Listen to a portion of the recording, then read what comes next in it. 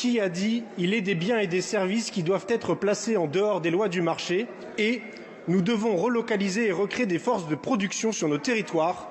La souveraineté sanitaire et industrielle sera l'un des piliers du plan de relance ».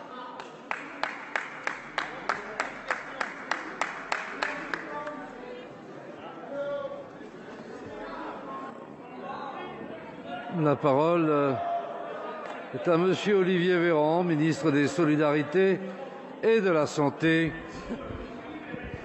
Le sigle reste le même, monsieur le député, ça reste toujours les QAG, mais ce ne sont plus des questions au gouvernement, mais un quiz au gouvernement, j'imagine.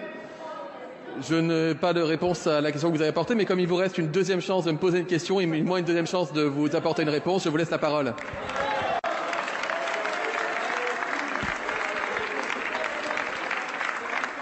Monsieur le député, vous avez la parole. C'est dommage que vous ne sachiez pas, il s'agit du président Emmanuel Macron, le même qui était au chevet de Sanofi pour faire la promotion de la recherche sur le vaccin. Et je passe sur la polémique sur le fait que Sanofi, malgré les aides de l'État, avait réservé ses premières doses pour les États-Unis.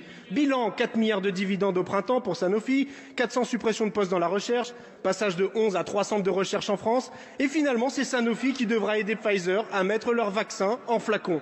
Où est la souveraineté ? Nous vous exhortons depuis le début d'associer à la stratégie vaccinale une stratégie thérapeutique. Pourquoi la puissance publique n'a pas mis des moyens sur la table pour développer un médicament, un traitement? Pourquoi n'a-t-on pas un pôle public du médicament en France?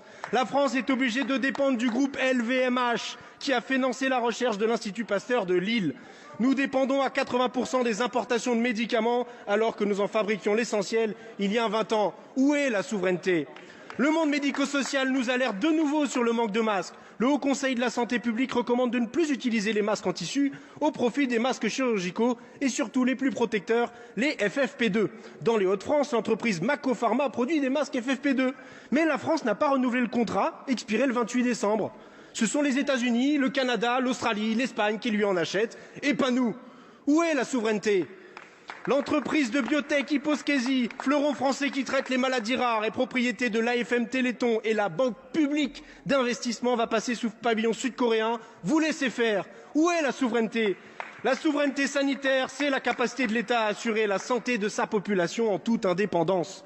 Où sont les réquisitions? Quand allons-nous passer à la licence d'office pour contourner les brevets et faire du vaccin un bien commun de l'humanité et le produire ici? Combien de temps la France va être ainsi humiliée?